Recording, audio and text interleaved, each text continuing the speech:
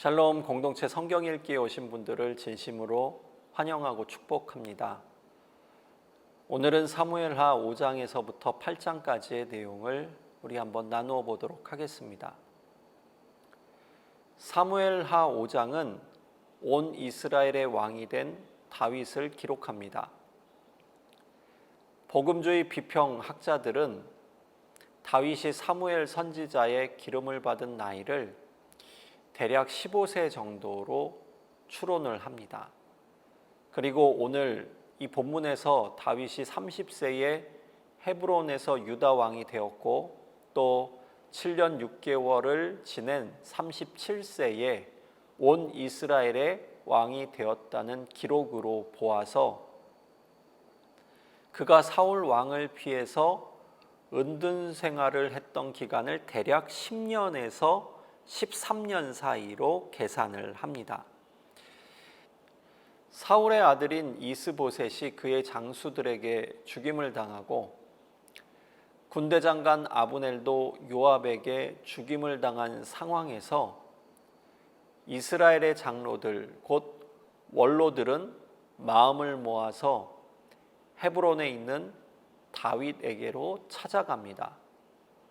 그리고 이제는 헤브론이 속한 유다뿐만이 아니라 이스라엘 온 땅의 왕이 되어달라고 다윗에게 간청을 하게 됩니다. 이스라엘 모든 지파는 헤브론에서 유다를 다스리던 다윗에게 세 가지 이유를 들어서 이스라엘의 왕이 되어줄 것을 요청을 합니다. 그 내용이 1절과 2절 말씀에 기록되어져 있습니다. 첫째로 이스라엘과 다윗은 한 고륙임을 강조합니다. 둘째로 다윗이 사울 왕 재위 시절에 군대 장관으로서 이스라엘 전체의 군을 통치했던 경험이 있다는 부분을 이야기합니다. 셋째로 하나님께서 사무엘 선지자를 통하여서 다윗을 왕으로 삼으셨다라는 이 언약의 말씀을 주장합니다. 이에 다윗은 그 요청을 받아들여서 이제 이스라엘의 온 땅의 왕이 됩니다. 그는 40년간 이스라엘의 왕이 되었는데 7년 6개월은 헤브론에서 그리고 33년은 예루살렘에서 왕으로서 이스라엘을 통치하였고 70세에 죽었다고 기록을 하고 있습니다. 사무엘하 5장 6절서부터 10절 말씀에 보게 되면 다윗이 여부스 주민들과 싸워서 예루살렘을 차지하는 이야기가 기록되어져 있습니다. 이 예루살렘의 또 다른 이름이 7절 말씀에 보게 되면 시온산성이다 이렇게 기록되어져 있고 또 7절 말씀에 다윗성이다 이렇게 표현되어져 있습니다. 사무엘하 5장 10절을 보게 되면 다윗의 강성함이 만군의 하나님 여호와께서 함께 하심이라고 기록을 하고 있습니다. 만군의 하나님 히브리어로 야훼 체바오트인데 하나님의 군대가 다윗을 지켜주신다라는 의미로 사용되는 것을 보게 됩니다. 이어지는 사무엘하 5장 13절에서부터 16절까지의 말씀은 다윗이 예루살렘에서 얻은 자녀들을 기록하고 있습니다. 삼무아, 소밥, 나단, 솔로몬, 이팔, 엘리수아, 네벡, 야비야, 엘리사마, 엘라디아, 엘리벨렛 그리고 딸들이 있다 이렇게 기록을 하는 것을 우리가 볼 수 있습니다. 사무엘하 5장 17절에서부터 25절까지의 말씀은 다윗이 예루살렘 입성 후에 블레셋과의 첫 전투에서 승리를 거두는 기록입니다. 여기에서 다윗의 겸손함은 19절 말씀에 보게 되면 기록되어져 있습니다. 그는 왕으로서 어떤 결정을 내리기 전에 하나님께 앞서 기도함으로 하나님의 뜻을 간구함으로 찾아볼 수 있습니다. 다윗은 블레셋과의 전쟁에서 큰 승리를 기도로 말미암아 거두게 되었고 그곳의 이름을 바알브라심이라고 부르게 되었는데, 바알브라심의 뜻은 여호와께서 물을 흩음같이 내 앞에서 내 대적을 흩으셨다입니다. 사무엘하 6장 말씀은 하나님의 법궤를 다윗성으로 옮기는 과정을 기록하고 있습니다. 다윗은 하나님의 법궤를 이스라엘의 수도인 예루살렘으로 모시고자 군사 3만 명을 이끌고 법궤가 있는 바알레 유다로 향하게 됩니다. 이 바알레 유다의 또 다른 이름은 기럇 여아림입니다.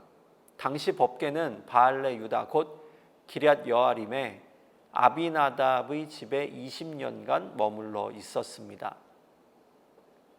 아비나답의 두 아들인 우사와 아효가 하나님의 궤를 수레에 싣고 이동하여서 나곤의 타작마당에 이르게 되었을 때에 소들이뜀으로 우사가 손을 들어 하나님의 궤를 붙잡다가 그 자리에서 바로 즉사를 하게 됩니다.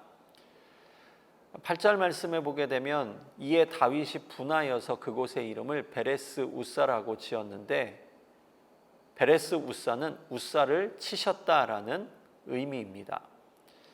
여기에서 이 다윗의 분노는 그렇다면 누구를 향한 것일까요? 아마도 자신에게 느끼는 분노로 해석해 볼 수가 있습니다. 그는 하나님의 법궤를 어떻게 움직여야 하는지 제대로 알지 못하고 거룩한 성물인 법궤를 옮기려다가 우사가 화를 입는 것을 보면서 9절에 이렇게 자책을 하죠. 여호와의 궤가 어찌 내게로 오리오. 이 하나님의 궤는 이곳 오벳 에돔의 집에서 석 달을 머물게 되고, 법궤가 오벳 에돔의 집에 머무는 동안 오벳 에돔은 큰 복을 얻게 되었다라고 기록을 하고 있습니다. 다윗은 이 석 달 동안 법궤를 옮길 수 있는 절차를 철저하게 준비하게 됩니다. 사람들이 법궤를 어깨에 메고 6걸음을 가자 소와 살찐 송아지로 다윗은 제사를 드렸습니다.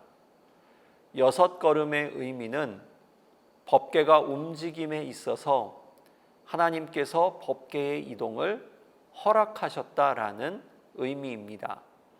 이에 다윗은 하나님께 번제와 또 화제를 드리게 되었고요. 다윗은 제사장 정복인 에봇을 입고 하나님 앞에서 즐거이 춤을 추는 모습을 우리가 성경을 통해 볼 수가 있습니다. 이때의 미갈은 다윗의 모습을 보고 왕으로서 채통을 지키라며 다윗을 흉을 보게 되는데, 다윗은 이런 미갈의 말을 듣고 분노를 하게 됩니다. 하나님의 법궤에 대한 다윗의 마음을 미갈이 헤아리지 못했을 뿐만 아니라 하나님보다 사람들의 시선을 신경 쓰는 미갈이 다윗에게는 못마땅했기 때문입니다.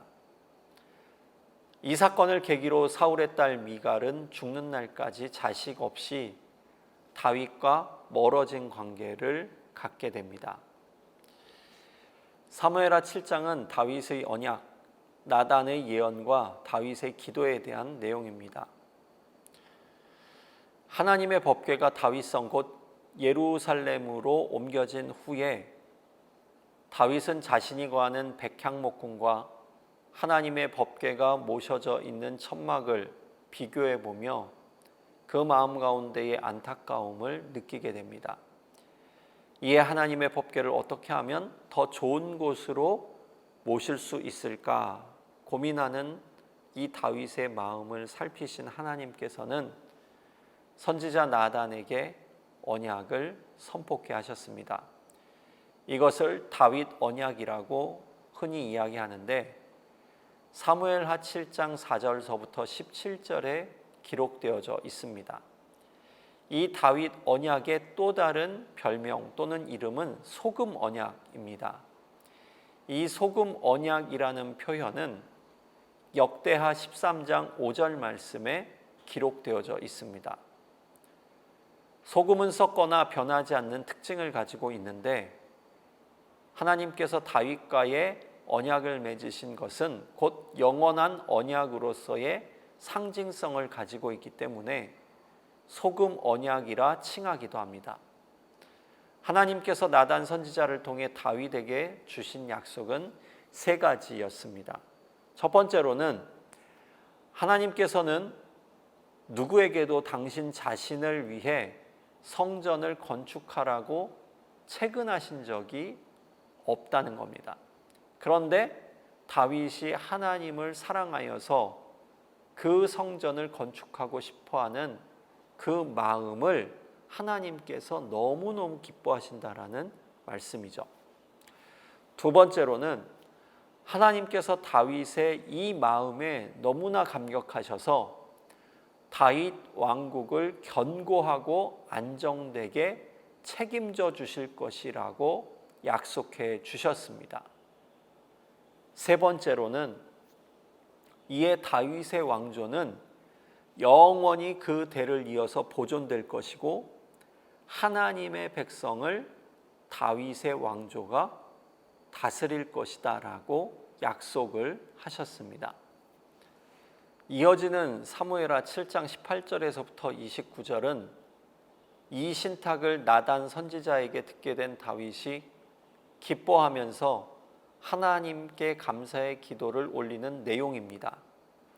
특별히 18절의 시작을 보시게 되면 주 여호와여 나는 누구오며 내 집은 무엇이기에 나를 여기에 이르게 하셨나이까 이렇게 감격하면서 29절의 결론은 주의 종의 집이 영원히 복을 받게 하옵소서로 기도의 마무리가 이어지는 것을 볼 수가 있습니다.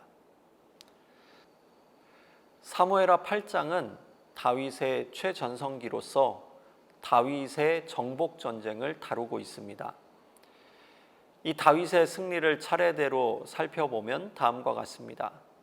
1절 말씀에 블레셋과의 전쟁에서 승리를 하게 되고 두 번째 2절 말씀에 모압과의 전쟁에서 대승을 하게 됩니다.